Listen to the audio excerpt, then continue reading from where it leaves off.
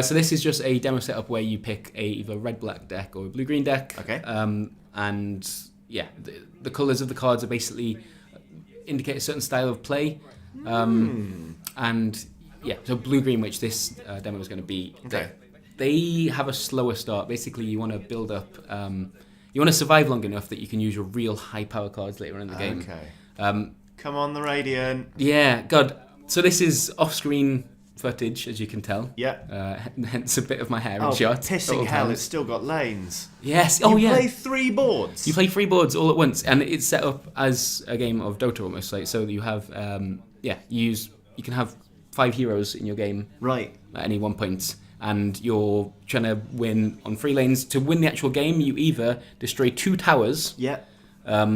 Or you destroy 1 tower and then destroy the ancient. Yeah. So if you super win 1 lane, that can win you the game. Yeah, but which makes for a really, really bloody interesting dynamic, similarly to Dota 2, where you have to pick which lane you're really going to concentrate on, or which lanes you're willing to sacrifice to some extent. Yeah. But you have to weigh up: can you do that quickly enough and efficiently enough that you're not going to lose the game somewhere else whilst you're concentrating on, say, top lane here. Already that is more interesting than your Elder Scrolls Legends lane thing, which was a good whack at it, and also Gwent with its sort of rows that you play things into. That is. Well, I think the reason this game is so interesting, and as you'll see, just has a lot more depth to it than even Hearthstone. It carries your deck over. Yeah. Oh, it's so a cute. courier. Yeah, it is. That's awesome. That's the correct reaction. This game is made by a man called Richard Garfield. Mm-hmm. That's the lead designer on this, who is also the guy that made Magic the Gathering. Right. So yeah, not messing around. Not messing around too much. So as you can see here, I have my hero. This hero is called Rex. It's new to the world of Artifact, but will exist in Dota 2. Might even get pulled over to that game at some point. Cool. He's about to get absolutely smashed by Bristleback. Yeah, I saw you just shake your fist there. There's nothing really I can do. Thankfully, the setup with these heroes is that Rex has an ability where you can play him really quickly. Similar to Dota, when a hero dies, they're not dead forever, they come back. Yep. But you have to be careful because when a hero dies, you're also giving the other player a bunch of gold, and you could feed them. Oh, it's like a lot of those Dota richer. 2 mechanics are there. Yeah. But as I said, with the blue-green deck, you're really trying to just I just look at the cost of my cards down there: 6, 6, 7, 7, and a 4. Yeah, and I don't have enough mana to even play anything on each lane at the moment. In between rounds, the shopkeeper opens up and you spend gold. However, because I'm literally not doing any damage, I'm not killing anything. You've got no gold. And the black-red deck on the other side is buying stuff. He's having a great time. Yeah. We both played quite a lot of Dota 2. Yeah. You definitely more than me, but still. Seeing some of those mechanics and those ideas pulled over to a card game of all things is really exciting.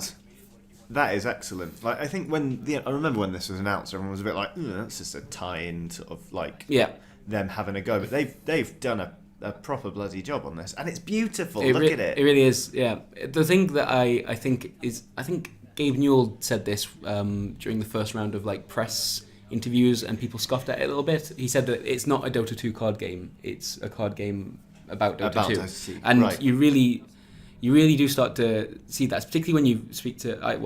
We have an interview going up at the same time as this video, in which we chat with Richard Garfield, and he's been working on some version of this game. Basically, he said since he realised Magic the Gathering doesn't work as a video game. Wow. So he's been kicking this idea around long before he thought about working with Valve or that it could be a Dota thing.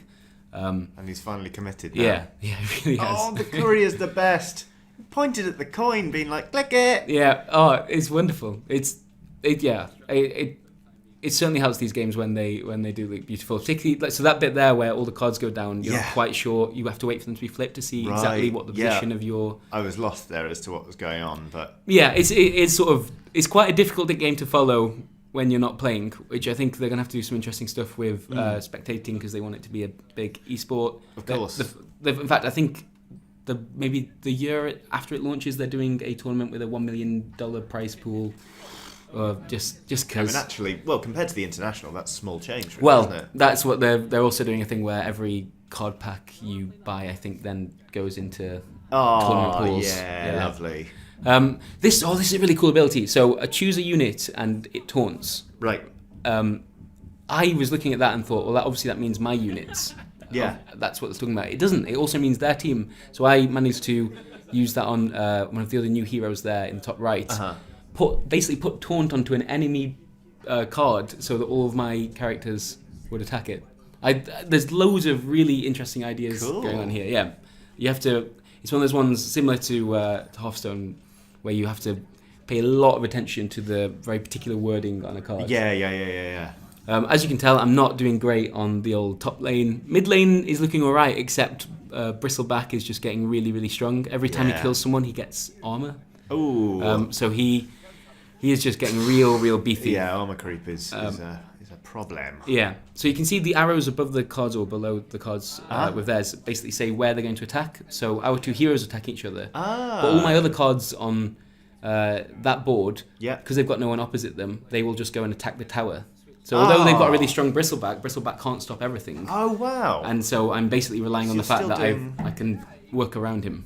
12 damage there to that tower. Oh, it's even calculated up there. Yeah. Oh, that's really nifty. The meta on this is going to be multifaceted and big, isn't You it? really need the numbers to be displayed and also the big crosses to show when something's going to die, because there's no limit to how many cards you can have on a board. They've run a single board, I think they said 20,000 cards they put on it, just to see what would happen. Wow. It took 8 hours or something to figure it out. I'm sure it did, yeah. But it did work. Wow. Yeah. Well, I mean, that's a robust system, isn't it? Yeah, so that is very much This is a game, I think, for people that have got a little tired of Hearthstone. Yeah.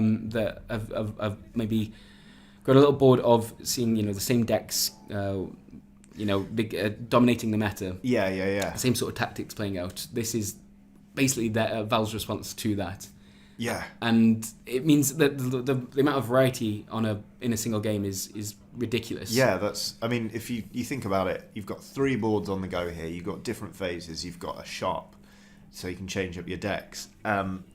There's so much here that's going to take it's going to take a lot more time for the meta to become stale. Yeah. Right? Not that I'm saying Hearthstone's meta is necessarily stale, but it lives or dies based on the cards that are in it, because it's just an arena and there you go. This has. I think, however, that will basically be. I think Hearthstone and Artifact will end up being card games for very different sorts of people. Yes. Because this game Artifact is quite overwhelming. I think it's fair to say. I'm only scratching the surface of the mechanics, like the fact that 2 minions are being added to a random lane each turn, and how you have to think about that influencing your game. There's more going on here, and I think that's it. It just depends on what kind of card game you want to play. Yeah. Which is cool. I think that's the way you compete with Hearthstone, right? Don't compete with Hearthstone. Make something different. Exactly. They just happen to both be card games. That is smart. Yeah. And there's something else that I'm really excited to see in action outside of the game itself is that they're going to be allowing card trading using the Steam Workshop, and part of the idea here is that your cards should maintain their value, and if you want to try a new deck, you've already got value in your other deck, which you can sort of trade into the system and move elsewhere. That you're not, when you buy a card, you don't feel like that money's just disappearing. You're buying something that has value and should, hopefully, if the system works and the new cards being added are done correctly, they will maintain value. And this was the point when Valve said, right, stop